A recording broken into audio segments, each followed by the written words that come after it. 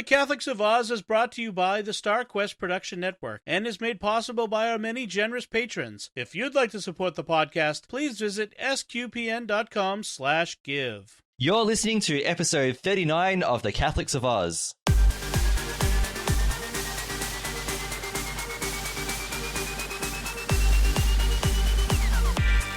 The Catholics of Oz is a show where we discuss faith, culture, and what's been happening from an Aussie perspective. Whether it's synods or science, apostolates and apps, providence or productivity, you can hear it right now on The Catholics of Oz. Hello, welcome to episode 39 of The Catholics of Oz, and we're back. We've had a bit of a break. We've just having a bit of it's probably more of a mental rest because we can't actually physically go anywhere at the moment.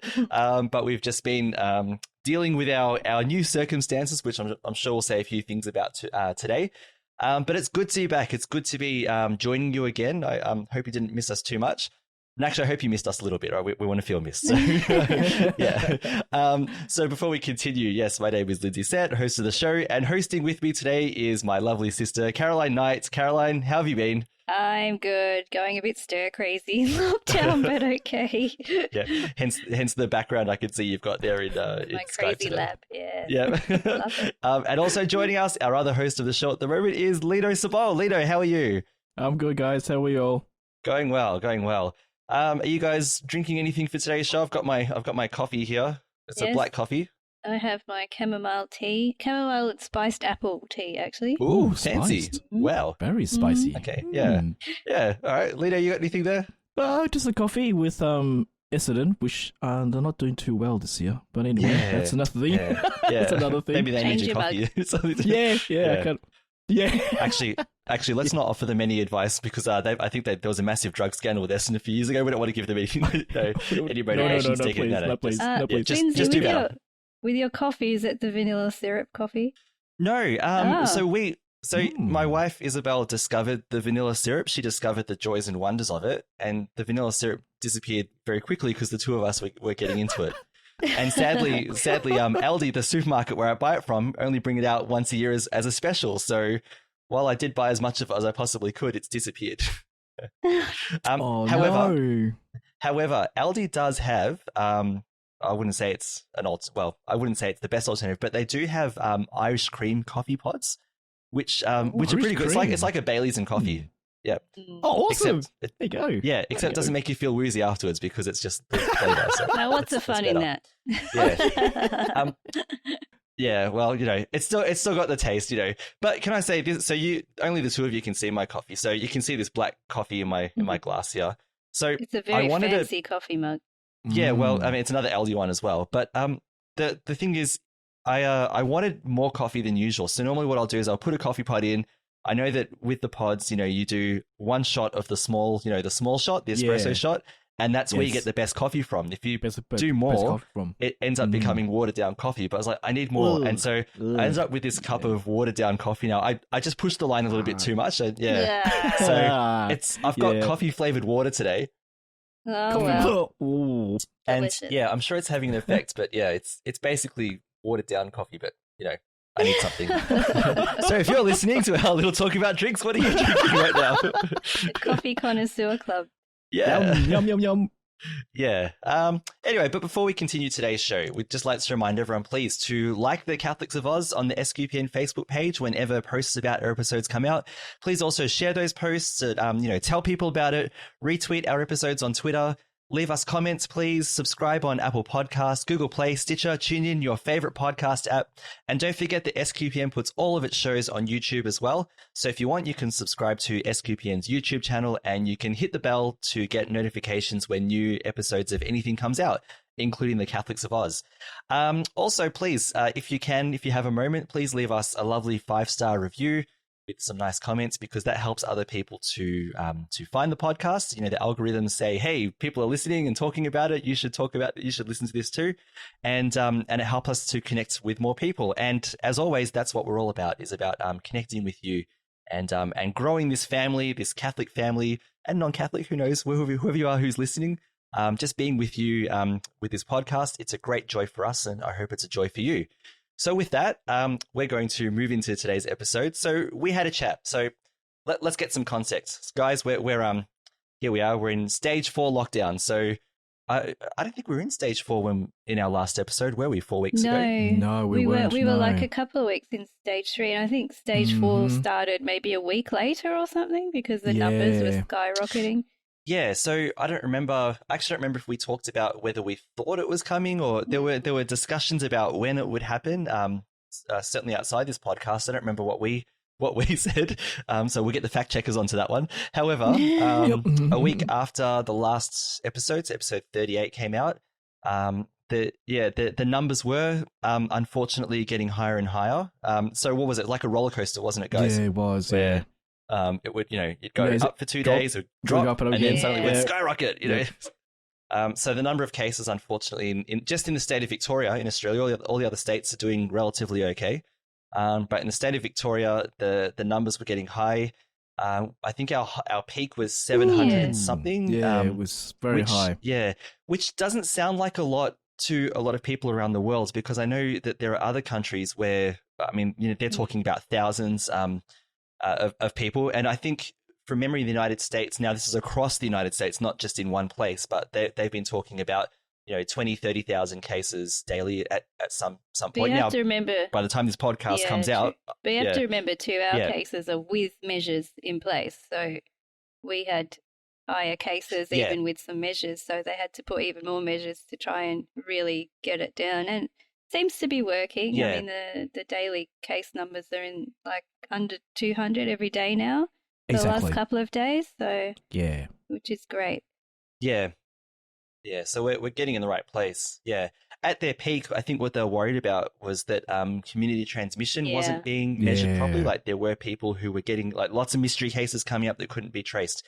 Anyway, the point that we're trying to get to is, so we find ourselves now at the time of recording, right in the middle of stage 4 restrictions. We're halfway through the 6-week period. And I guess we're just trying to not to go too stir crazy, I guess. Yeah. But what we thought today was, with us returning to the podcast after our little break, and the break really was for us to, we were already in stage 3, but I think we just needed a bit of a mental break, just so that we could look after ourselves and our families a little bit more. There's a lot of, work-related things that kept us busy, a lot of life-related things that kept us busy. So, Caroline, your boys were already at home doing school with you while you were trying to work. Working and schooling at the same time, yeah. So we just needed a bit of a breather before we got back behind the mics again. So we thought we'd just have a casual episode today. We do have topics to talk about, but we won't necessarily, put them into any categories or any segments or anything. We thought we'd just have a bit of a casual discussion, and we wanted to just be with you, whoever's listening. Just spend some time with you. Hopefully, our little banter today is worth your time. And if there's anything that we talk about, that you want to contribute to, we definitely want to hear it. So, guys, I thought, why don't we kick off the discussion with a short article that came out in the Melbourne Catholic, which is the sort of official publication of the Archdiocese of Melbourne, and it's called "Coping with Isolation." And I thought it was really relevant because it was, the idea of living under stage 4 restrictions and how we deal with it. Whether people are alone at the moment or with families, it's probably important for us to think about what our situation is like and to assess how we're feeling and what we're thinking and how things are going on in our heads at the moment, because I think that's what most of, and I don't mean to, because I know that some people who are listening are probably a bit anxious at the moment as well in their different parts of the world. So I don't mean to continue going on about that. But it's where I think it would be fair to say that a lot of people in Victoria at the moment, they are feeling the strain at this halfway point, of our restrictions. So I thought, guys, why don't we just go through this and talk about some of the things that come up here. So this person who wrote it is from Catholic Care. Her name is Liz Goel. And she's saying that, at this stage, she's lost count of how many days it's been in lockdown. She's an introvert, and she was actually quite comfortable with the start of the lockdown period. However, she's starting to feel the absence of seeing her family and her friends on a day-to-day basis. So I thought, let's talk about that first of all. Caroline, I'll start with you. obviously, I haven't been to your house. No. Honestly, like seriously, since before March. Yeah. Wow. Yeah. Really? Yeah, and Lino, I'd say the same. Yeah, I haven't seen been to each your house other, since man. before March. Yeah. Oh, of course, Caroline too. Yeah. Yeah. Even though I go past your place, Caroline, when I sometimes have to Yeah. drive through. But wow. Oh, Okay. Yeah. No. Yeah, and here we are now in August. Just I guess from your perspective, guys, what have you been doing, I guess, to maintain some connection with family and friends? Caroline, why don't we throw it to you first? Well, I guess you and I can actually chat about this part together because every Saturday night, Lindsay, we have a family dinner, don't we? But on Skype. So, okay, look, this is a really silly thing, but it's not silly, but Caroline. The thing is, we've justified this by saying you have to laugh. Yeah, we have to have a laugh at this time. So, Caroline, tell everyone what we do. Okay, we try and turn negatives into positives, I guess. But okay, this is just the way this is our sense of humour in our family. Okay, so so we watch the daily update. Our premier will come on TV every day, and occasionally we'll have like the police minister from our state or a representative of the police come and speak, and he'll talk about who's been fined that day for breaching conditions, and usually it involves someone. Look, it's been involving someone driving further than they're allowed to for some kind of takeaway. All right, so Donuts was the most recent one, yeah. And I think burgers was another one very recently. Yes. The first one was KFC, where somebody went and bought so they were noticed actually by ambulance who'd actually been in the KFC restaurant at the same time, but these people were ordering like way more KFC than two people would require, and they were a bit suspicious, so they managed to have the authorities go and visit their house, and it turned out that they were having a party when they weren't supposed to be, and the two people were there, but then they hidden a whole bunch of like 20 guests or something out the back in the garage. A person sleeping in the house apparently, yeah. So we decided, okay, family dinner. I don't know how that idea came up, but we thought let's all have KFC and we'll have it as a family dinner. So we did that, and so it's kind of been a tradition now every Saturday night. If someone's been fined for having some kind of takeaway, it's happening really regularly. So we're not out of ideas yet. No. So yes, we've done KFC, McDonald's, pizza. I can't remember what else, but we did throw in tonight is burgers. Yeah, we're having a burger night tonight. We did do one night where it's home cooking, so we made our favourite dish and we did that. Yeah, we had a taco night at my house. Yes. That not related to anyone being fined. No. Let's keep it. No one's been fined this week. That they haven't told us what they've been fined for. When you guys say that, I think of what's that song from Simpsons? Taco Man. I wanna be a taco man. Was that Nacho Man? Nacho. With a giant hat. Yeah, that was great. That's good. I like that. Sorry, my bad. Yep. Yeah, that's all right. Yeah, so, but now just to clarify, people aren't being fined for getting fast food. No, we have to just. No. No. People are being fined. So we have a 5-kilometer zone. You're not allowed to leave 5 kilometers. You're not allowed to go 5 kilometers beyond where you live. To get food, this is to help prevent the spread of the virus. Anything you need to exercise. You've got to stay in your little area. Yeah. Mm. So there was one person who wanted a Big Mac, and they went all the way to, was it, where did they go? Was it not Geelong or somewhere? It was like an hour and a half drive or something. Yeah, like hour and a half drive to get a Big Yeah. Mac, yeah. So, and, clearly they've told the police that's why they went, but, there's obviously been other stuff going on. Yes, so, it started this whole thing where now we watch the police report, so we see someone's been fined for something. Now, on my Skype chat list of channels, because I make a group every Saturday for us, all the family to click in you've if they got want to go through the names of them. So, so the first one is, the first group I called, Did Someone Say KFC? Yes. So the second one, because it was a McDonald's one, was I'm loving it. Yeah. And the third one, the pizza one, I forgot, but I got a picture of Dougie. Remember Dougie from the Pizza Hut commercials? Yep. Maybe I should have called it 131166 with that song. Yes. There was a song in the commercial. Yeah. Now, just very quickly, and look, this is probably not going to be the highest quality, but it's all right. We're having a casual podcast. We had a laugh about, and you guys might better see it in your camera. Yes. About this. That was awesome. So someone on the internet stitched together, the police report with the KFC ad. So I just need to quickly play this for our listeners to see how silly this is. Here we go. Subsequently, there was a report made to us. We got the registration number of that car, and we followed through and went to that address in Dandenong. It was a townhouse. When we went in, there were 2 people asleep in there, but there were 16 others hiding out the back, and they just got these KFC meals at a birthday. Did someone say KFC? Okay, sorry, I had to share that. Sorry. It's so bad, but it's so funny. So we're not laughing at people's demise that they got fined, but we're just look, we just need to see the funny side at times. Exactly, and that's what we've been doing. Yeah. Oh my goodness. And they shouldn't be doing the wrong thing anyway. Follow the rules. Yes, stop Protect it people so we you can love. actually Yeah. get out. Yeah. But yes. Yeah. So Carol, that's one thing we've been doing to stay connected with our. So our we have other family who join us as well. They don't necessarily go and get all the things that we get, but not always. So we have our other brother Paul and our sister Marilyn who joins us, and our mum as well.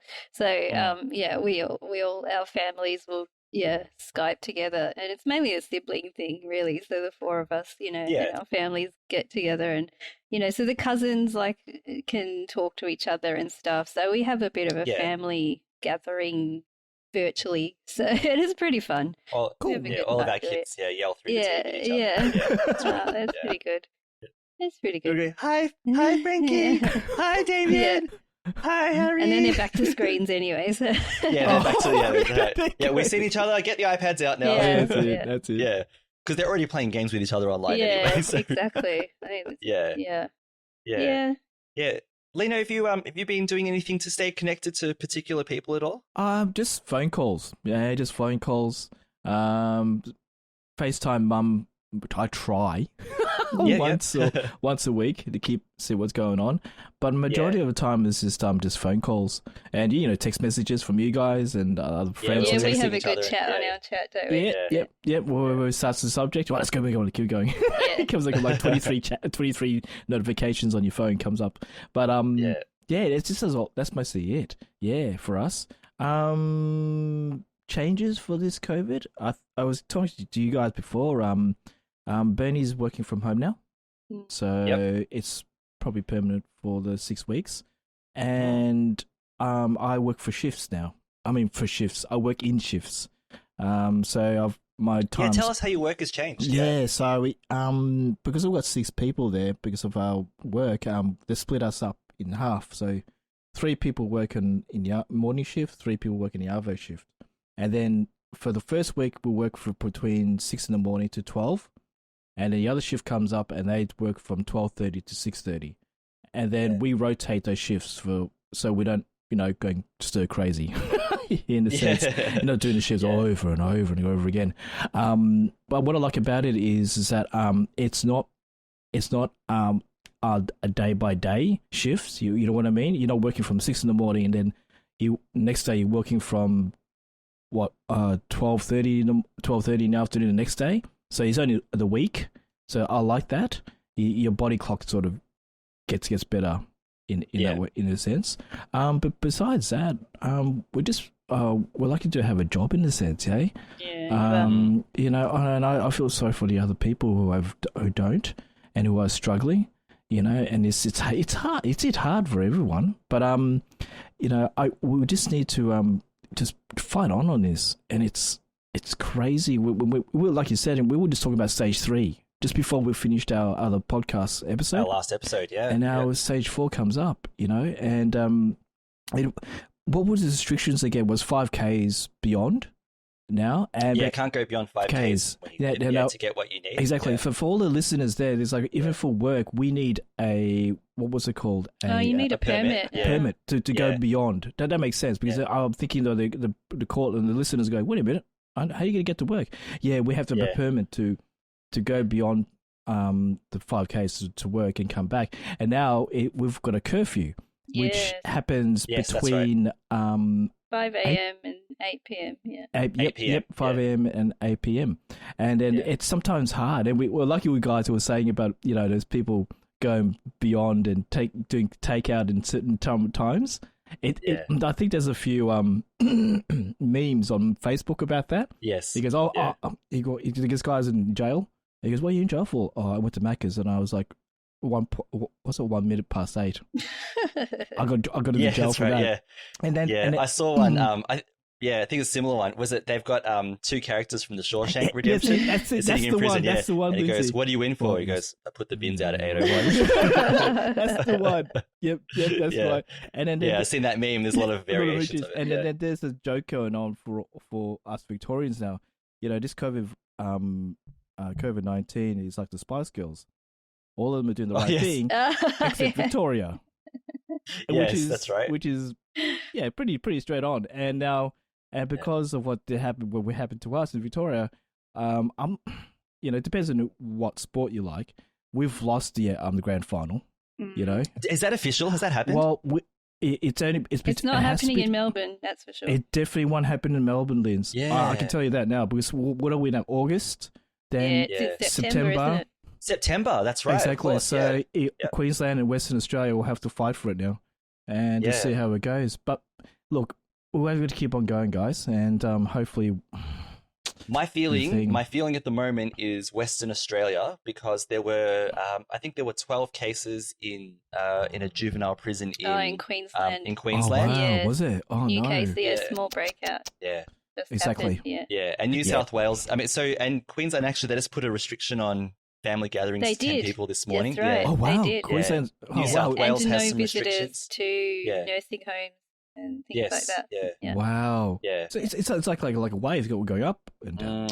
And actually, let's can I ask everyone to say a few prayers for people in nursing homes? Yes. I don't know what it's like in different parts around the world, but it's that's it's where awful. Most of our casualties are. Yeah, and if anyone who is listening who has an elderly person who's passed away because they're in a nursing home from COVID or who's worried about that, please know that we're praying for you and yes, definitely we're thinking of you. Our hearts hurt like yours when we when we're hearing these stories because the majority of the daily deaths. So we have deaths in the 10s to 15s, sometimes close to 20. 20. The majority of those deaths every day are from people who were in nursing homes who didn't have good enough protections to protect their residents, which is really sad. So I really hope that from this, that because there is a Royal Commission into nursing homes happening at the moment, I really hope from this that nursing homes get better. Yes, they do need to be improved. Yes, they need to be improved a lot. Yeah, so I hope that they exactly. Yeah, sorry, Lino, were you about to say something? No. Sorry for bringing down the No. That's fine. The conversation, guys. Yeah, part of it. This is our conversation today, and it's good for us to raise things that need to be thought about too. While we do want to have a laugh about some aspects, we also we want to think about the importance of compassion in other areas. Why don't we just talk about compassion really briefly, and then we'll get back to this article. So we watched so every week, Archbishop Peter Comensoli, friend of the show, I'm going to say that every time. Friend of the show, that's correct. Was it episode 36? I think he was on. Wow, anyway, it's been so long. Yeah, 36 or 35. Yeah, so he's a great guest. But every week he puts out a short, 2 to 3 minute video, just with a weekly message.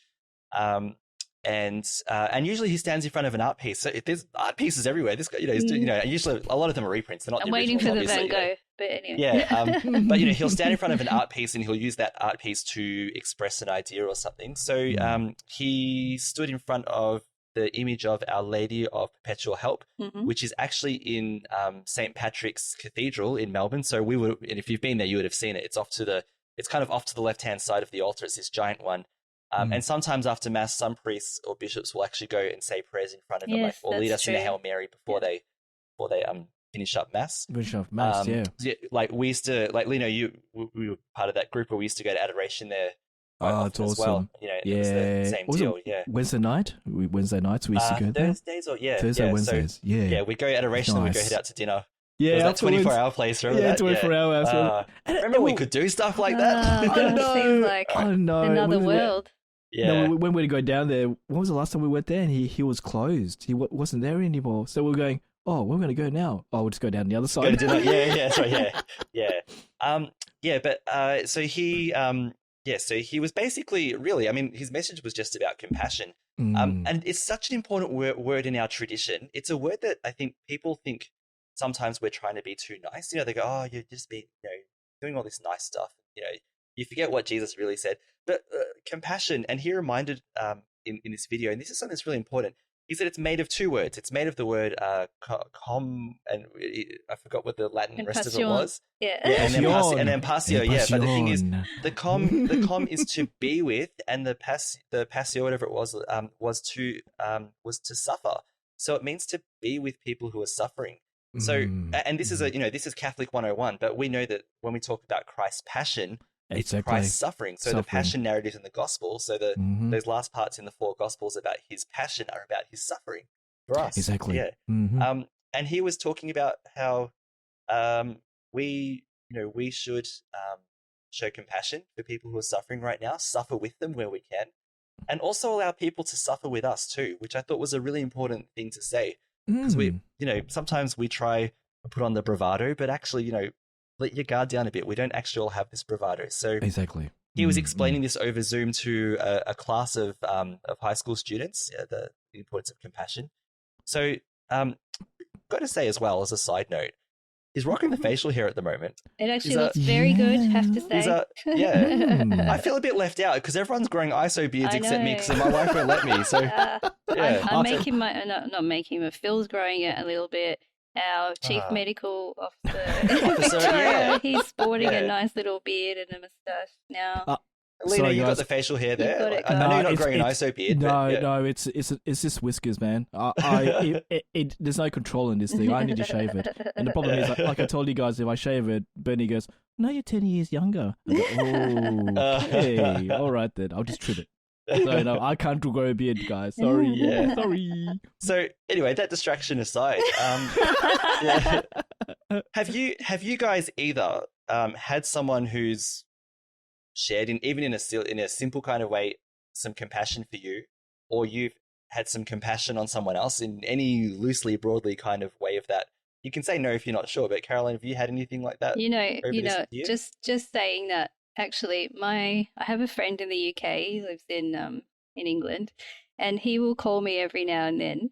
Yeah. And he actually called me this morning. Okay, and and usually I am the friend. Look, most of my friends come to me, and I always help them. Okay, and I'm not the one that will go to someone for help. I just prefer to just go, look, I'll just deal with it.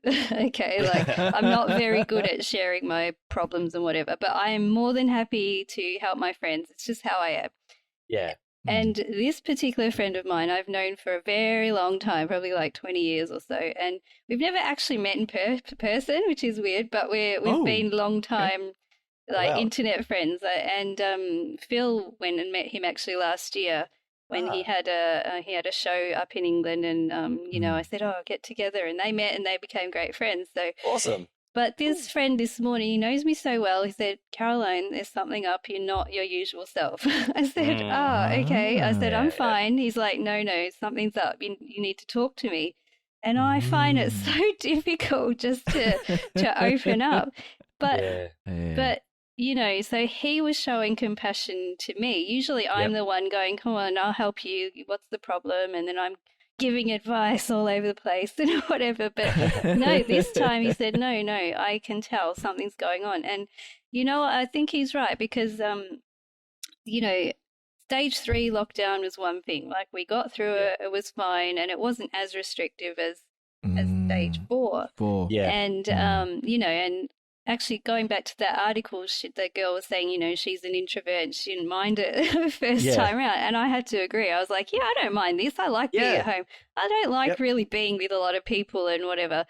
But, it turns out I actually am finding that I'm more social than I thought I was. So I actually like to be with my, colleagues and friends and whatever else it is. And this time really missing it. So when he spotted that there was something, a little bit of spark was missing, he was actually really right. So, he was showing compassion to me. And he was saying, look, anytime you need to talk, please contact me. Excellent. And anytime, because he works from home, he said, just call me. And that's really sweet. And actually just knowing that somebody's there, you know, who's not part of my family, because, you know, I guess our siblings probably whinge to each other all the time. But it's someone out of my family. You're Maltese, Caroline. Yeah. We're not adverse to having a whinge. It's not the whinge, it's the actual feelings getting out. You know, that's a bit of the problem. So, you know, someone out of my family who was showing that love and compassion to me, even just that, you know, just really is comforting and you know, helped me feel it, actually cheered me up. So that was really lovely of him. So yeah, that's brilliant. Yeah. Cool. Lino, have you got anything? Have you shared in someone's suffering, like even in a mild way, or has someone, you know, reached out to you to see how you're going, or anything like that? Well, it seems about it mostly at work, man. A lot of people come to work and talk to me. And I go, okay. And then I have a face or something. And then they go, I wanted to chat with you. And then, of course, they say it's between you and I. And I go, oh, of course. Of course, because, you know, you guys know that. And if you talk to me about something that you don't want to talk to other people about, hey, that's great. Because I'm not a gossiper. I got to tell you that now. I don't spread other people's what they said to other people. You know, it's like a confidant. Confidant. Yeah, like that. And it's mostly at work. You know, you guys know your wife. I mean, your partners do talk to you about this person or that person or what happens going on. In that sense too. But majority of it is work. Yeah, that's good though. It's so important because you know, we underplay our role sometimes, because if you think about it, if those people are able to like vent about some personal things at work and get it off their chest, vent. It means they can do their job. Yeah. And it means that they have a job. You know what I mean? Like sometimes it's true. Yeah, like maybe, you know, like it could be that you are actually helping these people stay employed, like just by letting them have some time to, maybe they haven't got another place or another outlet to let those things out. Exactly. So, yeah, and Lino, you do have a friendly face. I think you have an approachable face. So I think that's the. Hopefully not too much, man. I'm going to go down to the street and go, can I talk to you? What? Lino, you couldn't look like a thug if you tried. You know? No, you're too friendly, Lino. Well, with his masks on, maybe I'll be a bit. Maybe, if you get the right one. The looks you get when you're wearing a mask, and then especially a beanie. Oh my God, a beanie and a mask. I'm sorry. Yeah, I have to at work, and I go to the what is it called? Petrol station. For my whatever I want to need. And they go, look at me and go, okay, I'll take my beanie off. I take my mask down, just the mask a little bit down. And I go, can I have this and this? I'll be good. What is it? With the mask thing, so when, just before stage 4 lockdown, so during the stage 3 lockdown, the teachers had to keep working ridiculously. Yeah. Like, there's my little opinion there. Wow, that's it. Yeah, so man. the situation we were in as teachers, just as a brief background, was that year 11 and 12 students were to keep coming to school because they were saying that transmission in schools is very low. I have opinions about that too, considering the students at my school are adults, all right? Yes. And then grade prep all the way through year 10 were remote learning. Now, my school's situation is unique because we're at a multi-campus school, and at the campus I work at is the senior campus.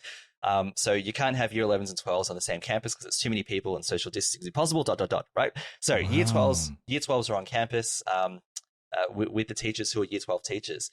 And so we all had to wear masks to school, like everyone. And when I was on the yard, I'd approach a student to say something, and they thought I was telling them off because they couldn't see my face except for my eyes. Yeah. I've been trying to practice friendly eyes because I'd have to walk up and like someone would raise their hands and go, "What?" And I'd be like, "No. I'm just talking to you. It's okay. I'm just saying hello and seeing how you are," because I tried to make it my thing to go and talk to students when I'd be walking front office. You know, how are you today? How are you coping with your work? Is there anything you need? That kind of stuff. But they thought that I was, you know, they misread my eyes, I guess. Yeah. I must have angry eyes when I'm wearing a mask or something. I was like, I don't know. Eyes. Yeah, I wonder what angry eyes look like. Yeah, but for a while, it took a while for them to get used to just looking at people's eyes. Yeah. They'd be like, "What are you doing?" I'm like, "No, it's okay." It's not like, you know, it's not like I'm coming going, "Put your hands up," you know what I mean? It's like, Yeah. So the mask thing is quite that was quite strange, those social cues. No, it's true. Even when I go for a walk around the block, so usually I look at someone in the eye and I say, "Hi, how you going?" And they would say hi back. I don't know everybody around, and I usually meet someone I don't know, and I just say, "Hello, how you going?" But now people kind of like they dodge right around you first of all, and then if they look at you in the eye, they look at you and then they put their head down and keep walking. And poor things. I'm uncomfortable. Yeah, it's very uncomfortable, and it is. There's no hello anymore. No one greets. I have not had anyone greet me anymore. And I thought, it's like, not only are we're not spreading the disease to each other or whatever, but we're kind of this whole normal social interactions going out the window. I mean, the only people who say hello is when I go to the supermarket and there's the lady there waiting, sitting at the hand sanitizing station. Oh, yes, And she greets and I'll be like, "Hi, how are you? Hi, how are you?"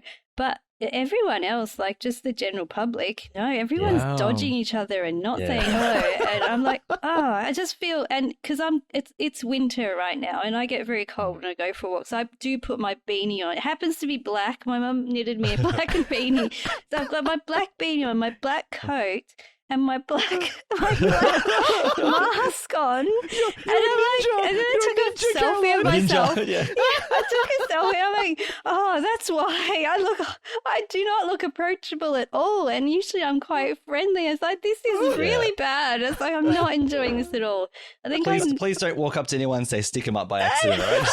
I was like, I cannot go into a petrol station or a bank like this, Lucky I could get away with it at the supermarket. But I mean, everybody's wearing masks, so it's all right. But I think I need to invest in something a bit more bright and colourful because I think I'm looking like, it's just my eyes as well. And I'm not wearing makeup because it's not, why should I? Every day I'm at home and it's like, I'm just looking.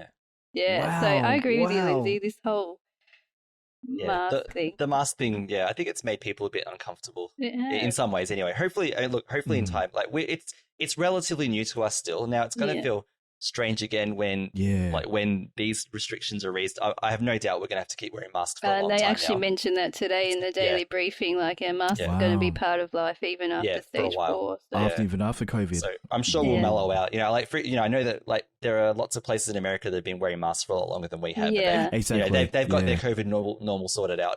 No, we're still getting used to it. We're in that transition, and and while we're in stage 4. We're just going to be uncomfortable for a while, I guess. So one thing I wanted to add as well in terms of reaching out, so compassion and so on.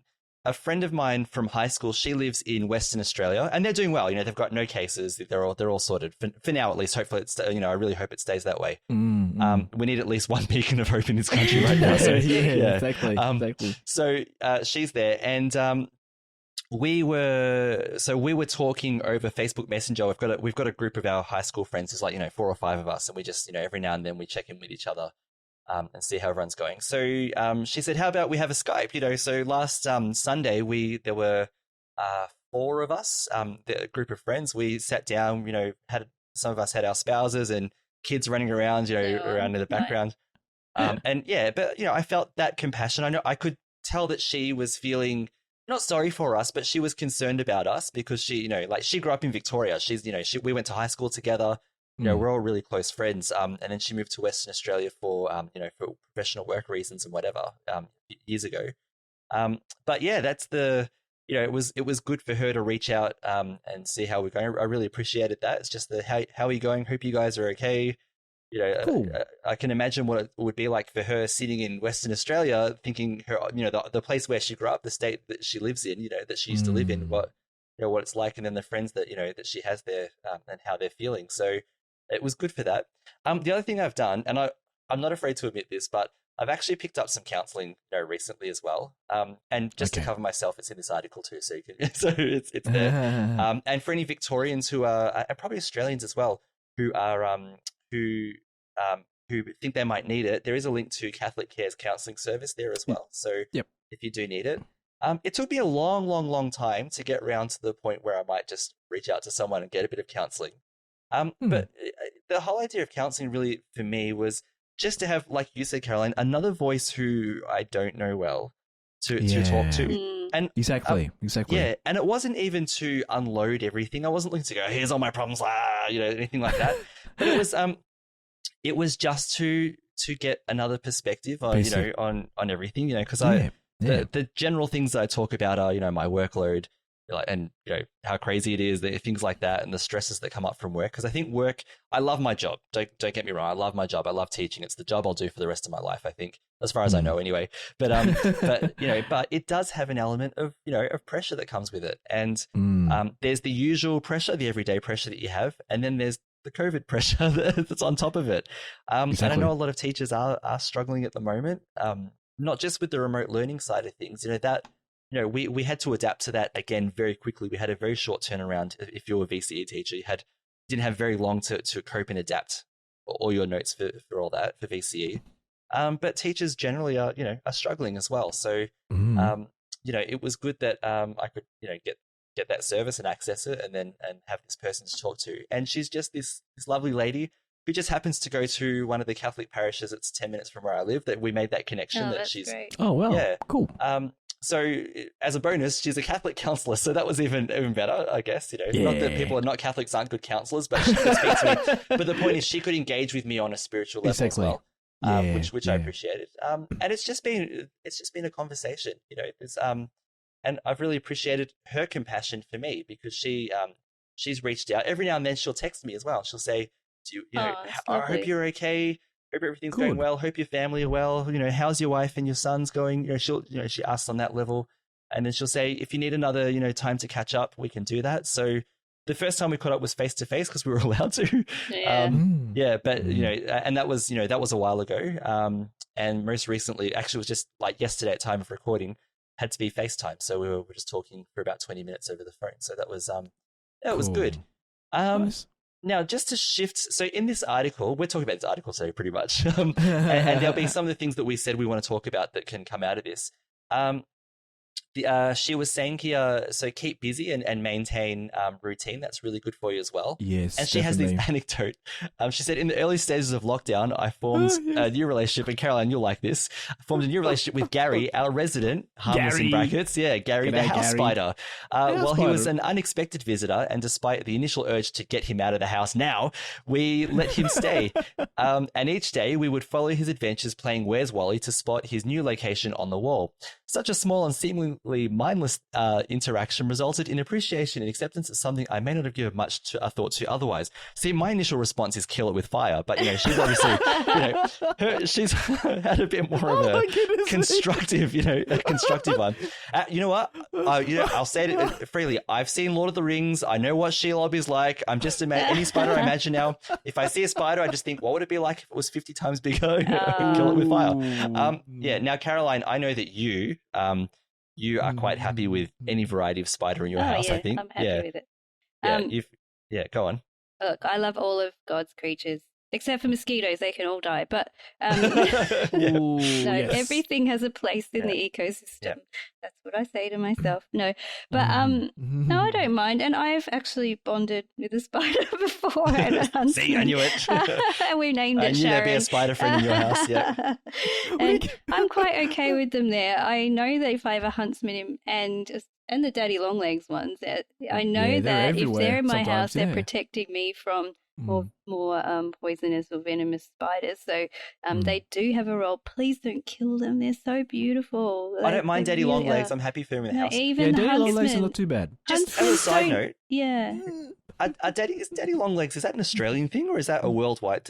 Would they know what we're talking about? I think we call them. That is a very good question. What do they call them? But if you don't know what they are, they're like, they've got a kind of small, thin, long body with really tight, long legs. Yeah. I don't know why people are okay with. To me, that's more weird than a big furry spider because a spider's supposed to be more substantial.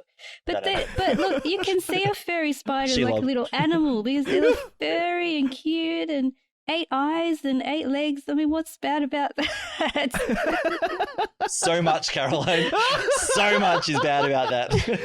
We're going to have this debate all the Yeah, you're trying to make spiders sound nice. I'm just not agreeing with you right now. I can see our Facebook feed. Yes. Oh, look, I have said things on Facebook about spiders before and got 0 comments and likes. So it's like... Okay, here we go. Okay. Can you get negative likes on Facebook for spider touch? If you could, I would have got a lot. But I love anything. Look, they're all to me amazing. They all have a place in nature, and definitely. Even snakes, even crocodiles, even slugs. They're all fascinating.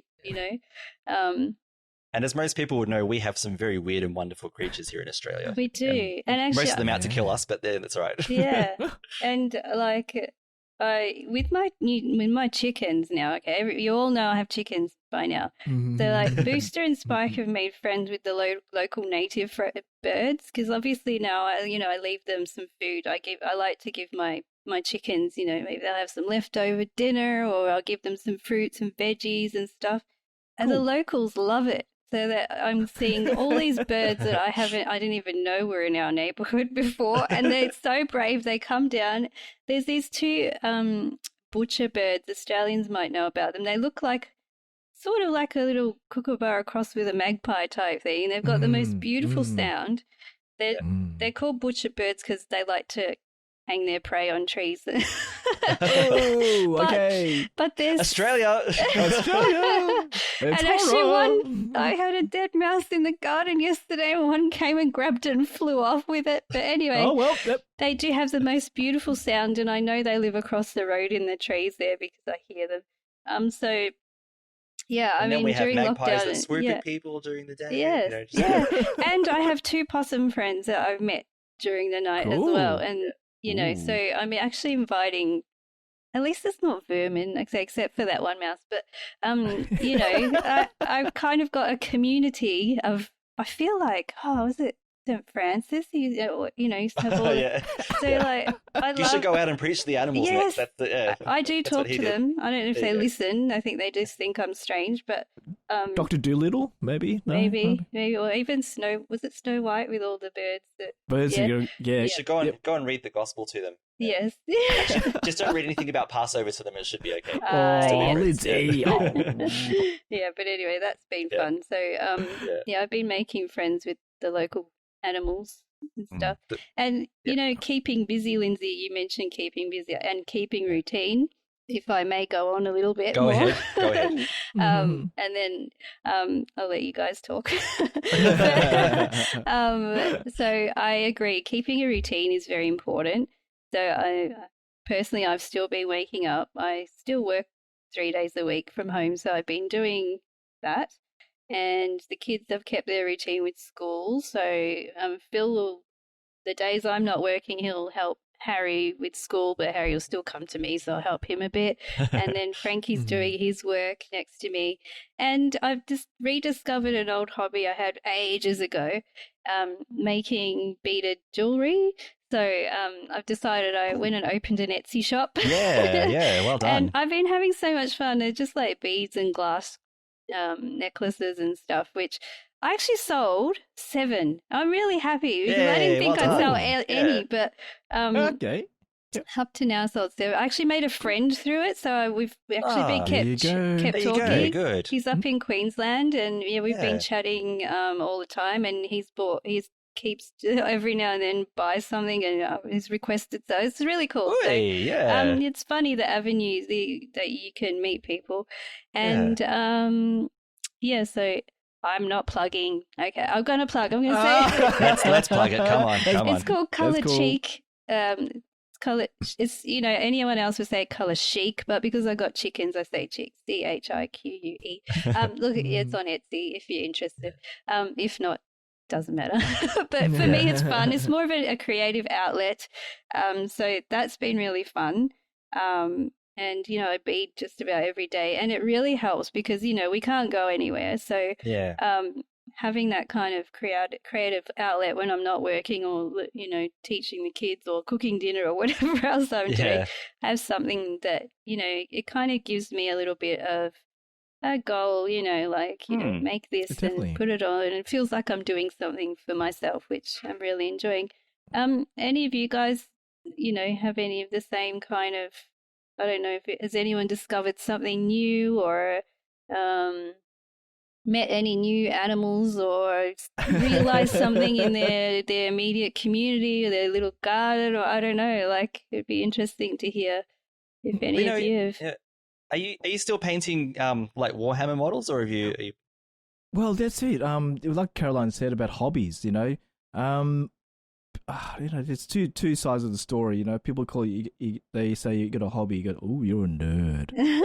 You're this, you're that. Yeah. And I go, look, hobbies are great to have, and like Caroline said, it keeps you active, and it takes your mind off other things as well. It doesn't matter what kind of hobby it is, like, making jewelry, building things, making things, carpentry, whichever it is, anything that's sort of outside of what you do normally, and that's a hobby, and for myself, I'm still doing my Warhammer, but it's been, I'm a bit lazy lately. Maybe it's because of a certain game called COD. It's been taking my life away. That's been your go-to. It has been, sadly. But that's the thing, because when you're doing those sort of hobbies and anything, your mind it's focused on this besides other things. Yeah. But I'm not saying don't focus on your family. You got your kids hanging around, running around. Hey, wait, don't stop that. It's something that it relaxes to you. Yeah. And it can, and also it's a great thing. Here, I'm going to plug it. While you're doing hobbies, you can listen to a podcast. What kind of podcast would you like to I wonder listen what to? podcast would be great to listen to while you do hobbies. Which one do you want to... Yeah, exactly. Yeah. So that, that's kind of... Alex of us. Yep. So, so that's what I mean. And with this ISO and everything, we're trying to find a schedule and what to do. Yeah. Trying to find a routine. Hobbies are great in that sort of sense, you know what I mean? And try it out, guys. It doesn't matter which one it is. Like Bernadette's got 2, 3. Yep. 2, I think. Yep. Well, so you guys know about her 18,000 piece jigsaw puzzle. Yes, tell us about this. Tell us the story, the saga. Okay. So quickly, because we're almost the time. She did it. Yep. It took her 9 months. Wow. Yep. And when she came to the end of it, I don't know if you know this about Caroline, but when she was putting it together, one of the quadrants didn't fit. Oh, you're kidding. Yep. So for one side, one side of the quadrant didn't fit to the other side. Oh my gosh. And the only way to fit it is to lift it up a bit. No. But then you have a gap right in the middle. No. Sorry for guys who are listening and trying to figure it. Try to visualize. I can this, see your hands moving, but no one else can. Yeah. Too.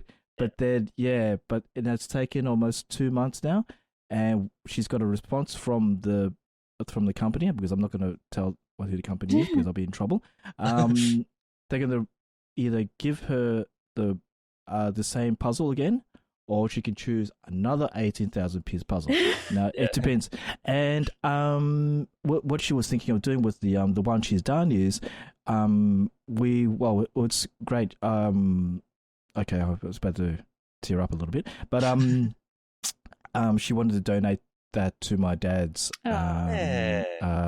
nursing home. You guys were talking about that, about nursing homes and everything like that too. That's and awesome. Donate that. But what we'd have to do is we have to make the puzzle, but look like you're looking through a window. You know what I mean? Clever. So it's not together, but either put in the window or put them separately in quadrants all along the place, so people go, okay, that looks so good. Wait a minute, is that connected? No. So that's that sort of thing. But I'll go back to the subject of hobbies. That's good. That's good. Yeah. And it helps you guys. Trust me. It helps you just to concentrate on things besides what's going on.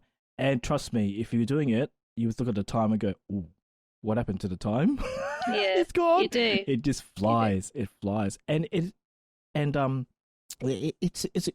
just makes you feel good. Makes you feel good. I'm not sure, Lindsay. Did you have a hobby? I forgot that. I was always asked you about that, man. So I've struggled with hobbies because when I'm not teaching, I'm also doing my master's degree. Yeah. I've got a family that's hard. Having said that, though, Recently I've been reading for the next. I've got 2 essays to write. 3,500 words each, unfortunately. Woo! Having said that, though, and I've got plenty of time to do them. But having said that, I'm actually kind of enjoying the preparation because they're both biblical studies essays. So one is on the book of Exodus, and one is on. I haven't got made a decision yet, but I have to either write about the Gospel of Mark or the Gospel of John. And because I love learning about the Bible, I have to read these scholarly texts about it. I'm actually really enjoying it. You know what I mean? Okay. Sometimes when you study, it can be so laborious and difficult. The previous subject I did was about mission and leadership in Catholic schools, and the content was great. I learned so much, but it's dry as well. Leadership theory, whatever. You have to get through a lot of dry writing, to get to where you need to. The core subject. I'm better for it. I'm so much better for that subject. But in terms of interest, I'm getting all these spiritual kicks out of what I'm reading at the same time and preparing for. So I'm loving it. We were looking at the Gospel of Mark this week, and all over Zoom, these Zoom lessons we've been doing with the lecturers. But the priest, Father Francis Otobo is his name. He went through the Gospel of Mark, and he said, when you read the Gospel of Mark, I want you to think about this question. Why are Christians calling a man who was crucified as a criminal and then, and executed on a cross, why are they calling him Messiah, the Savior? Because he's saying that Mark's Gospel was likely written in Rome for a Roman audience at about the time, around now that scholars kind of argue about this. Was it just before AD 70 when the temple was destroyed, or a little bit after AD 70 when the temple was destroyed? And because there was the Jewish war where the Romans, the Jews rebelled against the Romans, and the Romans just came in and wiped everyone out. Not everyone, but they did a lot of terrible things, including destroying the temple, which was the center of the Jewish faith. And the Christian faith, for a long time, the Christians, practice as Jews, except they pray to Jesus as well. Exactly. Yeah, and so you've got an audience in Rome of Gentiles who, don't understand, the whole Jewish side of things. But you've also got a Jewish audience of Christians who understand the Jewish scriptures, but their concept of Messiah is different to everyone else's. Their concept of Messiah, So we know that they were expecting a Messiah who would come and get rid of the oppression of Roman rule and establish a throne right there in Jerusalem and create this kingdom of God on earth, where everyone's happy and whatever. But that's not what Jesus was on about. So it doesn't make sense to Gentiles or to Jews that a savior came and died and suffered for people. It makes sense more to people that this savior comes and establishes a reign, an eternal reign of God. So I've been, some interesting things. In Mark's gospel, it's mysterious and strange because Jesus performs a miracle and says, don't tell anyone about it. He heals a leper and says, don't tell anyone. And the leper obviously goes and tells people, and there's a lot of this. And then Peter, at one stage, says to Peter, who do they say I am? And they say, people think you're Elijah. Who do you say I am? And Peter says, you are the Messiah, the Christ, the anointed one, etc. And Jesus says, don't tell anyone about it. And then Jesus says, but the Messiah now has, will have to go and die. And Peter's like, no, because Peter, as well as expecting an earthly Messiah, who will. And that's when Jesus says, get behind me, Satan. It's like, if this is what you believe, you're against the plan of God, what God has set up. Sorry, I'm raving about this. I'll finish quickly now. No, do it. It's good. Yeah. When Jesus is on trial, they're saying, who do you say you are? Are you the Son of God? And Jesus is like, he's being evasive. He's not answering. And they keep hammering that question, are you the Son of God, that you claim to be? And Jesus finally says, yes, I'm the Son of God. You will see me coming on the clouds at the right hand of the Father. And they're like, no, blasphemy. You can't say this. This is punishable by death kind of stuff. They were looking for a reason to kill him. And if he said he was God, they could, that by their own laws, they could have him killed. There's this whole kangaroo court of a trial going on. And so here he is admitting, here I am, God in your midst, and he's rejected by his own people. He's Mark portrays Jesus being misunderstood by the apostles, misunderstood by his own family. Different expectations about what he'll do, except the expectation that he'll die on the cross. And then the climax of the story, I get chills. It is so powerful and beautiful, and I love this. Jesus dies on the cross, and the witness who admits that his God is a Roman centurion. He Mm. says, truly, this was the Son of God. Son of my God. gosh. Talking Yeah. about getting teary. It is so Yep, beautiful. Exactly. And then in the kind of the resolution of it, you know, Jesus is buried in the tomb and all that. The women go to the tomb to anoint his body. Now, keep in mind, his body was actually anointed already before he died. So I think it was Mary Magdalene I think it was her who comes with a jar, an expensive jar of ointment. She smashes the jar and anoints his body with oil, like anointing for death. You know what I mean? Exactly. She doesn't keep the jar, you know, she smashes it. The whole point when she breaks the jar is that she gives everything. And it's the lesson for people reading is that an apostle gives everything. And then Jesus gives everything on the cross as well. So they go to the tomb. They on the way, the question is, who's going to help us roll away the stone? So they're not expecting, you know, they're still not understanding that there's a resurrected Christ. You know, they're still not getting this idea. Now, this is all deliberate by Mark, the way he's put the story together, okay? Because the other gospel accounts have different things. So he's got a particular message. He's trying to answer the question, why would it be that we say that the Messiah is someone who died? You know, he's getting that question out there. So they go to the tomb. The stone is rolled back. There's a person, you know, all dressed in white. We assume it's an angel who tells them, now, you know, he's risen from the dead. You know, this is great. Go to Galilee, tell the others. And the gospel ends with them running away in amazement and terror, I think the words were. And it says they said nothing to anyone, right? So this is Mark 16:8, where the ending of the gospel actually is. There's some added stuff, you know, because of there's, you know, Luke and Matthew come along and they tell their own versions of Mark's gospel, because there's material for Mark in Matthew and Luke as well. Gotcha. But really, sources say that that 16:8 is where the gospel probably ends, either because Mark didn't have time to write it or something happened. And some say, no, this is a deliberate ending for a reason. So when they run away in amazement and fear, which is, now we know that that Jesus meets the apostles in Galilee. Galilee. You've seen the film, Risen? No, but you know, we know he does meet them. So why does he end it with this? And what it says is, it's a challenge for the reader, because Mark says at the beginning in verse 1, the story of Jesus, you know, the good news of Jesus, the Son of God. So he identifies, this is Jesus, this is the Messiah. And so now we go right to the very end with how it ends. And the question is, after everything you've read about, will you now believe and accept that Jesus is the Messiah, the chosen one that we were waiting for? And if you do, will you now give everything for it? So we're left to decide, what will we accept now that we've read it? It's such a powerful gospel. It's only 16 chapters. Yeah. It's the shortest gospel, and there's so much going on in there. So this is what's been occupying my time, is learning this stuff. Yeah. That's great, Lindsay. Oh, wow. I enjoyed listening to that. You obviously got a lot out of it. Yeah, and look, scholars, you know, argue, you know, over interpretation. This is one interpretation, you know, but I think it's powerful. I think, you know, and I would accept the other interpretations that are valid. I accept, obviously, the church's interpretation, you know, with the Eucharistic overtones and everything, all important stuff. But just that literary reading it as literature on its own, and saying, what was Mark saying to the people that he was writing to in Rome? Really powerful stuff. So that's some of that. Awesome. Yeah, we're going to go a little bit over time, if that's all right today, because we just had one or two more things to talk about. Are you guys all right to go for another 10 minutes, if that's all right? Yeah. All right, 10 minutes. Right. Okay. Luckily, there's a pause button for people if they need it. Yeah. All right. So if go make yourself a coffee now, and then come back and listen to the last bit, or just listen while you're making your coffee. So just very briefly, Caroline, you've been doing some as another thing that you've been doing is you've been doing some science experiments with your kids. I think this is wonderful. So give us a brief rundown of what you've been doing. Okay, so I haven't looked up any amazing science topics this week, so I've kept it at home. Okay. Yep.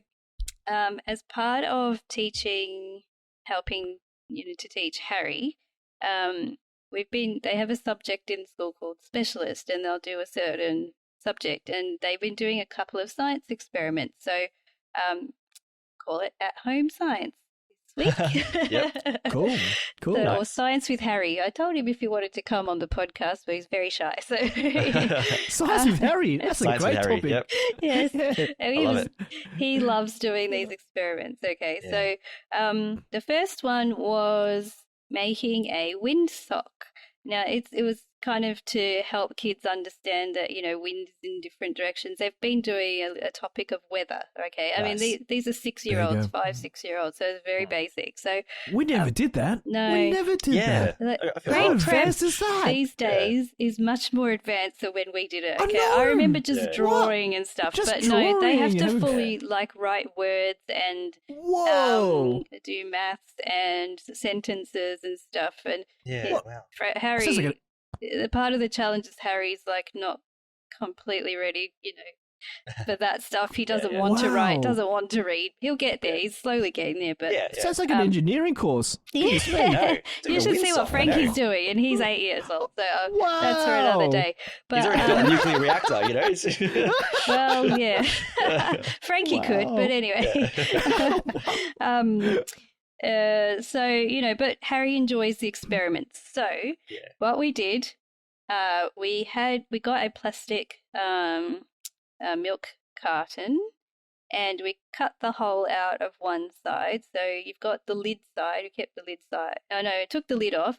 The idea is that wind could go through, and then we tied ribbons to the side where we cut the bottom off. And then we went outside, and luckily it was a windy day, and Harry got to see that when you hold up the milk carton, the ribbon would go in a certain way, so that would show the direction of the wind and the strength of the wind. So he got to learn about direction and strength of the wind, which he thought was really cool. Sailing. Yeah. Cool. We had to go in the backyard, see what the wind direction and strength was there when the front yard, and then, out on the very front footpath, just different areas to see how the wind behaved in different areas. And then we wrote a little report, took photos, and he got to draw himself and whatever. So, that was a fun investigation for him. So good. The second experiment I actually enjoyed. I've never done it before. Probably everyone else in the world has, but it's pretty good. So what it was about how rain is formed, and we got to make rain in a jar. Okay, oh, what? So yeah, Cool. It was very cool. Oh, wow, cool. I reckon you should do it. It's really fun. Wow. So, it's raining in the jar. Yeah. So I got an empty jar. It was just one of those preserving jars. So it was, I think a nice biggish jar is really good for this one. So get the jar, maybe half fill it with hot boiling water. Then on the top of the jar, get a metal plate or a bowl or something. I just got one of the cat bowls and cleaned it out with it. So I put that on top and then put ice. So what you start to see is a convection of you see the steam going up, and then once it hits the cold air from the ice, it cools down. Exactly. The steam or whatever falls down, and it sort of looks like rain. You know how you see rain on the surface of water sometimes? The steam was going down on the surface of the water. So it would rise up and then fall down again, and rise up and fall down. And then you obviously get the condensation on the side of the jar. So, and Harry thought that was amazing. He was really looking at it, whoa, this is really cool. And, all of us were, even my husband, we were like, wow, that's really cool. We did it a couple of times because it was really cool. Yeah. So, cool. we got to see... Yeah, we got to see the steam going up, forming a cloud, and then it kind of falling down again, being cold and forming rain. And that was really fun. So, cool. So that was our science. And well done. One more thing is that Harry just happened to come and talk to me. It was a sunny day, and he goes, Mummy, what is the sun? What's the sun look like? And I'm like, oh, Harry, do you know? And it's like, no, can you show me? I said, okay. And I said, Harry, do you know that the sun is actually bigger than the earth? And he's like, what? Because, he sees it in the sky and it's small, it's a small circle. Exactly. I said, okay, let's Google it. So I Googled it and I said, Harry, look at this. And he saw a big picture. Oh, you know how you saw it? Because my computer screen for work, the background is the sun, and it's like the fireball and the flares and everything. And he's like, well, look at that fire. I said, oh, that's the sun. Yeah, that's how it happened. Wow. And then I said, do you know it's bigger than the earth and everything? He's like, no, Definitely. no. Okay, let's Google this. I'll show you. And I showed him a picture of the sun, and then just a comparison map the sun with all the planets. Like, look, there's Earth over there. It's like, what? You know, and Harry too, what? It's his little voice. So, yeah, so he, you know, at a very basic level, he got to learn, you know, the sun is bigger than the Earth, and it's a big fireball and plasma and all the rest of it. So, yeah, exactly. That was my science for the week. It was, you know, it's very good. I think it's a documentary series on, I think it's called The Universe. And I think the first episode is about the sun, and they go through that science. All right. But also, I think you've seen this already, Caroline. We talked about it. National Geographic on Disney Plus has that, it's about the Parker Solar Probe. Oh, yes. That's a really good one. And that's a great documentary, but they do lots of sun science in there too, like really accessible, Yeah, no, cool. That's all cool so stuff. Good. So, well done, That's a great idea. Yeah, there's a bit of home science for you. That's pretty good. Yeah, well, if anyone who's listening has done some home science, you know, let us know too. You know, if Caroline needs not too ideas, dangerous. Totally home science. Not too dangerous, guys. Please. Yeah, and Caroline, give us science. You know, kid science. We're not. Yeah, like I said, don't build a nuclear reactor in your lab. Unlike one of the Mysterious World episodes where that boy was collecting all the radioactive material from what do you call it? From smoke alarms and doing experiments and trying to create a nuclear reactor. Oh my god! That's right. And I think it was Stargate Atlantis. Rodney McKay. He said he built one when he was in high school. He's this really smart guy. He's like, Whoa. Anyway. Cool. Yeah. All right. And Caroline, send us the link to your Etsy store as well. We'll put that online so people can. If people want beads. Have a nose. I forgot. I had a good name for your store after you already named it. I forgot what it was now. You actually helped me name it. It's very hard to name an Etsy store. If anyone else has opened one up, it's like the hardest part of it. I was really upset because after you'd named it and got it all set up, I had a really good name. Really good. Anyway, when I remember, I know, but you can only change the name a certain number of times. Yeah, don't change it. No. And I'd already done this cool graphic. I did a graphic of a chicken. It's like, awesome. That's right. It's good. It's funny. Anyway, I was excited by my chickens. Super briefly, let's just talk about what we have been watching on TV and streaming, whatever else, because I want to share how excited about this awesome one. So Amazon Prime has this great... Did you get a chance to watch it, Caroline, yet? Or no, the one I'm about? All right, I've all good. hardly had time to watch that much. That's and you will hear why soon. You'll hear what I've been watching soon. When you do find some time, this was a late night thing for me. That was the only time I had to watch it as well. I thought I'd just get the first 10 minutes of it and see if any good. It's a documentary movie called Apollo 11. And yes, of course I watched. Oh, you did watch it? All right, cool. I watched it already. Yes, yeah. It's about the Apollo 11 launch. And what happened was and this came out last year, so it's very recent. Oh, wow, okay. The filmmaker went and he was given access to the archives of NASA's unseen footage of the Saturn V launch and the moon landing, so whatever NASA had. So he got this footage, the unseen footage, and he put together a documentary, documentary without voiceover, right? Of the Saturn V's mission to the moon, and then the astronauts coming back again. And what is so cool is, like, you know, they've clearly updated it so that the color is, you know, clearer, the camera's not shaky, you know, it's all that. And some of the footage is just mind-blowingly amazing. And the way it's narrated is basically just the voices of the different people talking. So it's mission control talking to the astronauts, and the astronauts talking back. So you're almost kind of like with them on the journey. And the thing is, they put music at key, like, tense moments. So when the rocket takes off, there's music.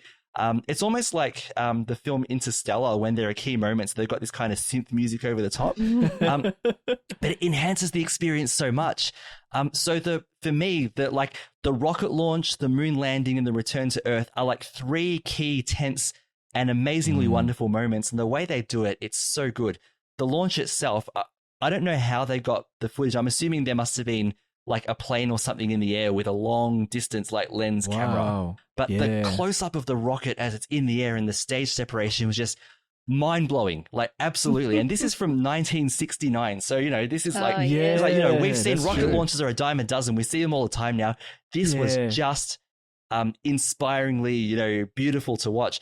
This movie was so good that I watched it again. That's how much I loved it. Seriously, it's so great, and I recommend it. So it's Apollo 11 on Amazon Prime, or if you can access it somewhere else. I don't know if the other streaming services around the world have it, but I strongly recommend it. It is it is mind-blowingly beautiful to watch. And I told a friend from work to watch it, and he did, and he loved it too. Like, that's, you know, how good it is. Cool. Yeah, so that's my recommendation. Very briefly, I started watching a police series called Bosch. I've actually don't watch crime series very much, but it's a crime series set in LA. It's gritty.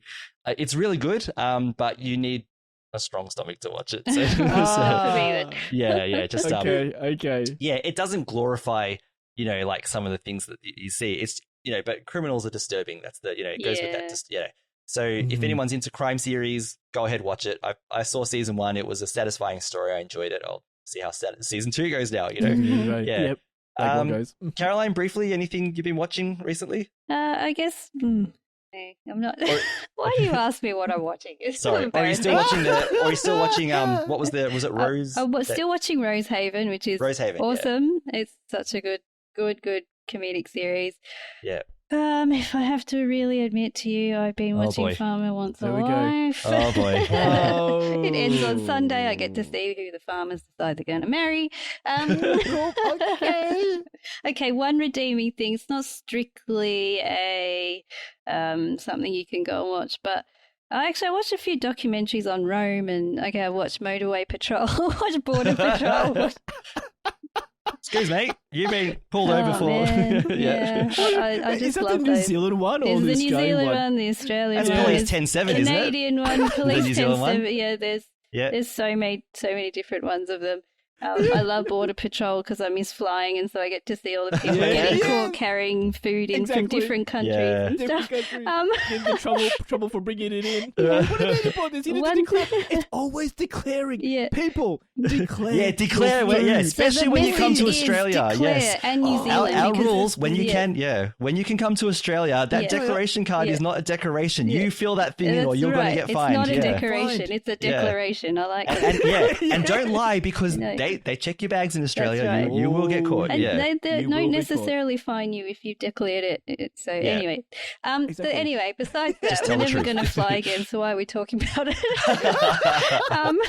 The other thing is, our local council have been putting on a web series, a webinar series on biodiversity and environment and your garden. And the last one I watched was about how to attract birds into your garden, which I'm done successfully, just get chickens. But anyway. Get chickens, yeah, exactly. But you want to create a nice habitat for them with different vegetation and all of that.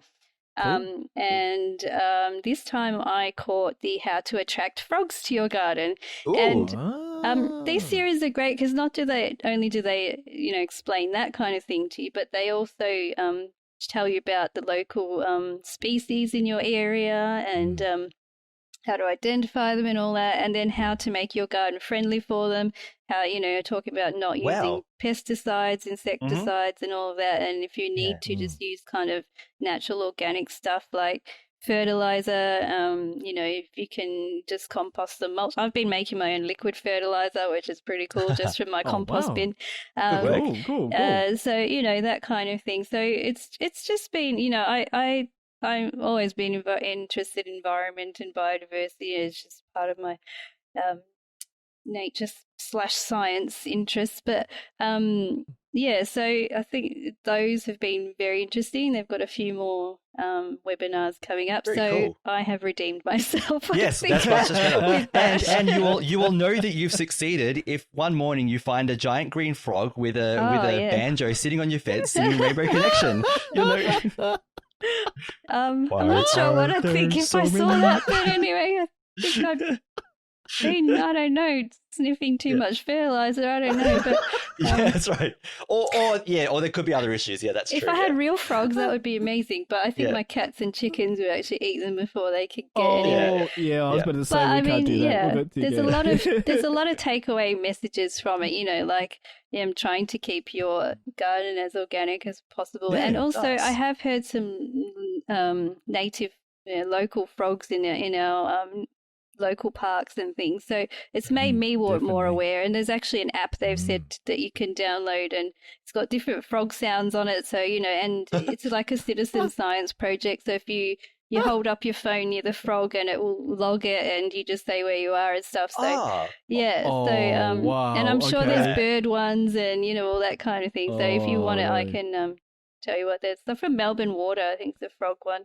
But well, let's put it in the show notes for anyone who's local who's listening. Yeah. And there's Cool. I think has it got Rainbow Connection on it as well? Yeah, that's the startup music. That's a frog sound, isn't it? I don't think Kermit's voice is actually anyway. Or just Kermit the Frog doing that news report on Sesame Street. Right? Kermit the Frog reporting. Oh, we have to bring it down, really. But anyway, as lovely as Kermit is. Yes, so thanks, Lindsay. That's all right. Sorry. I think of frogs. I just think of Muppets now. I mean, look, I didn't realize how many frog species we actually have in our area. There's quite a lot of them, and I've just enjoyed learning about. There's so many species around us of everything, including spiders, that it's just good to try and be harmonious as possible and kind of inviting them into your garden and world just by making a more friendly garden or whatever area you have, and you'll be surprised what you can attract, in your area. So, and another thing they said, sorry, I'm going on, but like take your little area, not just your little area, but the whole neighborhood as like an ecosystem, because like you've got large trees, small trees, shrubs. The birds don't care about the borders. They just care about like the whole area. And the same with all the animals. So exactly. Very cool. So there you go. That was well. Good. Why don't we maybe take some photos of things that we've been talking about today? So if you want to get, if you don't mind, your puzzles and Warhammer cabinet, if you want to, and Caroline, if there's anything in your backyard that you want to share, maybe we can put those on our Facebook page. Photos. Yeah, anything. Yeah, I guess all I can do is a photo of the Bible. I don't know, which is a good photo. I think you need to go in your backyard and just sit there for a little while, have a break, Lindsay, and you can have a listen to all the birds and things that you've got in your area. Yeah. And or the train line out the back, but yeah, definitely. That's a great like idea. You guys are saying about all the animals. I've noticed that a lot of them are more out there now. They are. Did you see a couple of days ago on the news in Hallam, which is near us, about a group of horses just trotting down the street? Are you serious? Did you see that? Oh no. Okay. Random horses just It's random. They must have just jumped the paddock and just ran around. Because you're not allowed to feed them after curfew now. So. That's right. So they come out looking for you. Yeah. The horses are going over takeaway. Yeah. So they're doing a Macca's run. Yeah. Macca's run. So what happens is now you see it on the news, like all these animals are coming out. I mean, coming into the suburbs, into cities. Okay, wow. Because of curfews and everything. It was pretty cool. Caroline, you need to watch the video on how to attract horses to your backyard then as well. Oh, no. I would love to attract a horse. I keep saying I want a goat, but we're not allowed in our council area to get a goat. So. You know what? Forget the frogs. I want to see you wake up one day and look out your kitchen window and then the horse just looks back going, I would be the happiest girl in the world. Or not sort of like it, 10 points for our listeners who can guess where that's from. Yeah, if anyone knows where that comes from, you get 10 points. Yeah. Anyway. All right. And very briefly, Lino, you're still watching Star Trek Enterprise. That's what we talked about. Yes. Yep. You're up to which season you're up to now? We're up to the last season now. And the third episode. So they've done what they needed to do in the other season. Yep. So it's good, very good. When I told Bernie that, she goes, "Really?" I go, "Yeah." They only made 4 seasons. She was really getting into it. It grows on you from somewhere in season 2, season 3 for sure, and then your heart's in it by season 4, and then gone. That's it. It's like, it's gone. I had heartache when it finished. Yeah. Don't watch Farmer Wants a Wife, then you'll be devastated. But anyway. Yeah, well I'd be devastated just watching it. So. Well, I have to admit, I watched the first episode of The Bachelor. Yeah. No. Look, see, I can't even go there. Okay, here we go.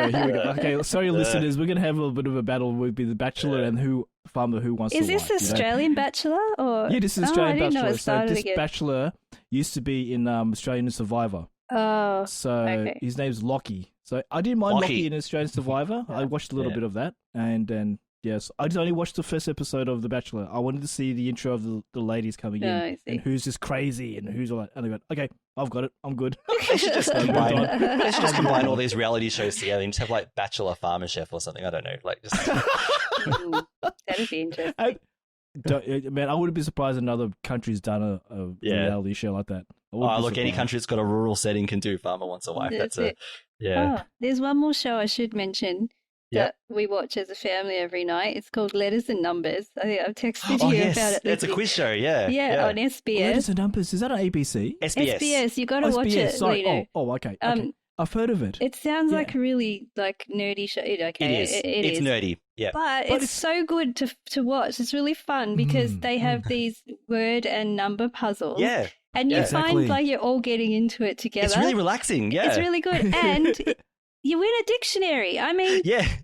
Yes. How nerdy is it? The grand prize is a dictionary. It's a giant hardcover dictionary. Beat it off. Macquarie dictionary. Yeah, exactly. It's physical, guys. Yeah. It's not an app. It's a proper Macquarie dictionary. It's a proper good Macquarie one. dictionary. Yeah. Yes. I've heard of it. And if your word's not in there, it's not real. That's what I've learned. So, yes.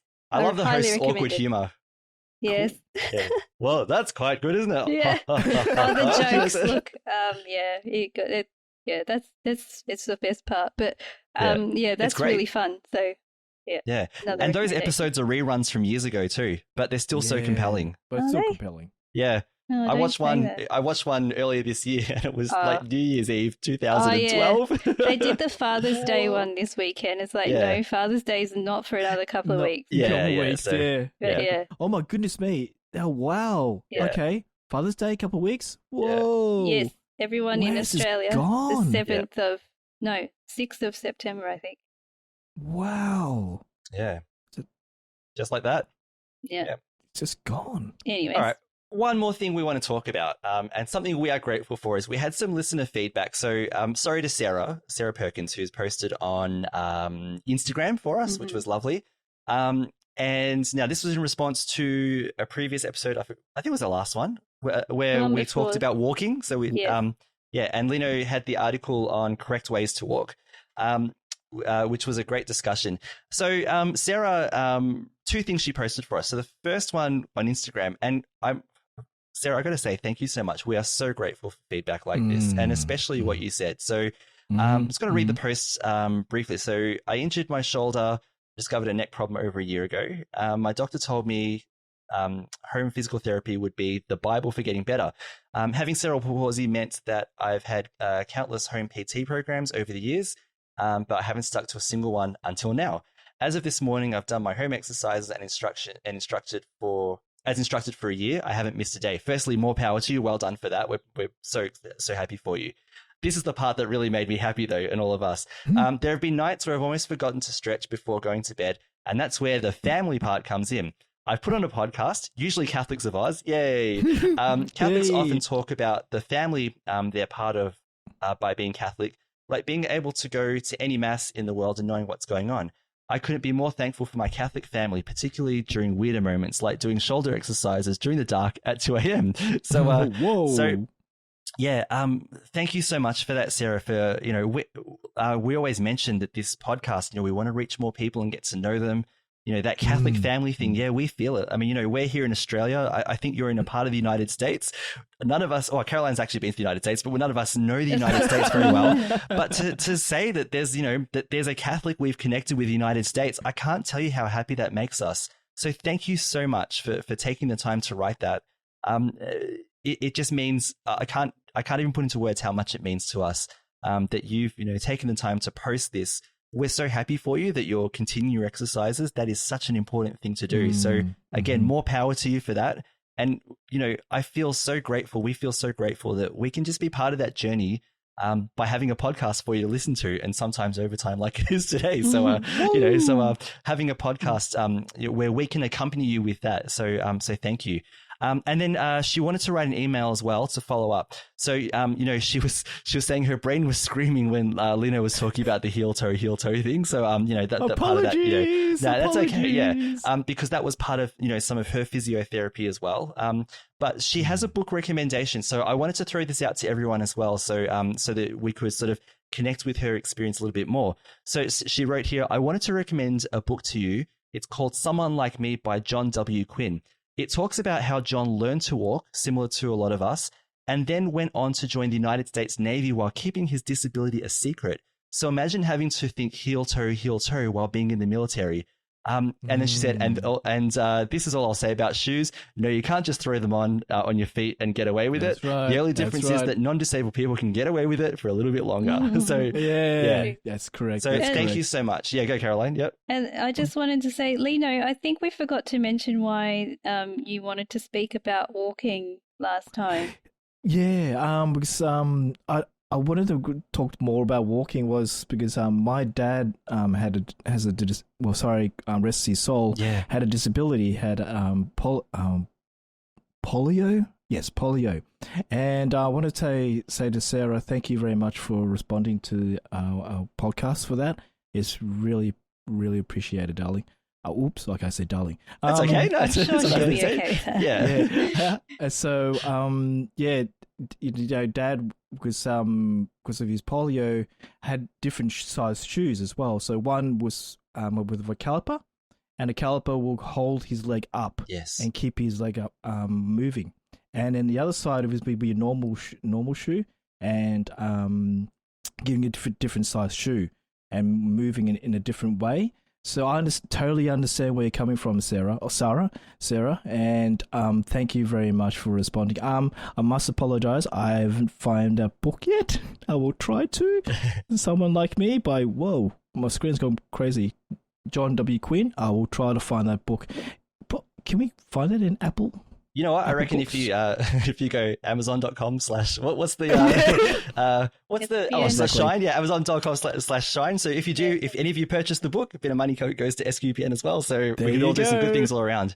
And yeah, it's so important to build awareness, of the different disabilities there are and the things that people go through that we don't see, that we don't see the things that people have to do to maintain their bodies and stay mobile. So exactly. Sarah, thank you. When a person reaches out and tells us their name and who they are and everything like that, it just makes us more connected to that family. And I hope, Sarah, that you know that we are connected to you, and that, whenever you're listening to this, you are one of the people that we're thinking of, and praying for as well. So thank you so much. We really appreciate that feedback.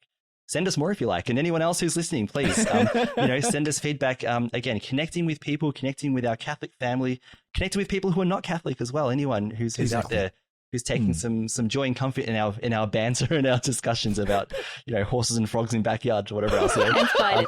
And spiders, yeah. Burn them with fire. Yeah, all that. Don't kill them, please. Oh my goodness me. All right. Thou shalt not kill. Yeah. Thou shalt not kill. I think this is the most overtime totally. event. Thou shalt not kill. Just put a jar on top, slip a piece of paper, and then flick it outside. It's okay. Yeah, that's actually what we do in the Sant household as well now. Yeah. Yep.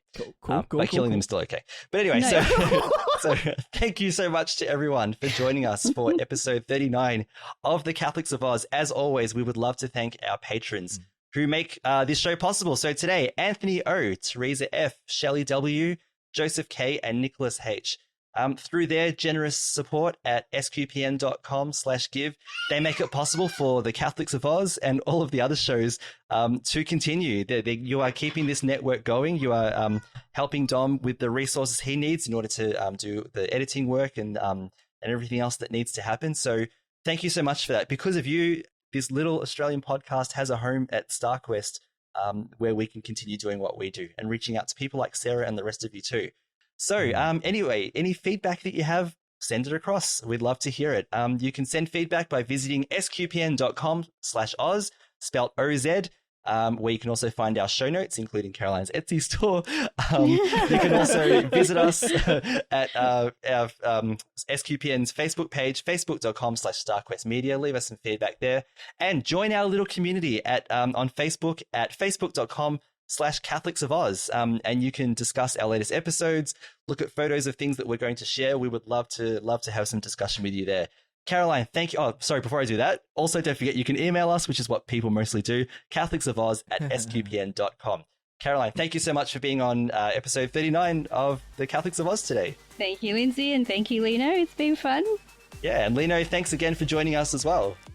Thanks, Lindsay. Thanks, Caroline, and everyone. Yep. Take care out there. Yeah, absolutely. And once again, I'm Lindsay Sant. Thank you for listening to episode 39 of the Catholics of Oz on StarQuest.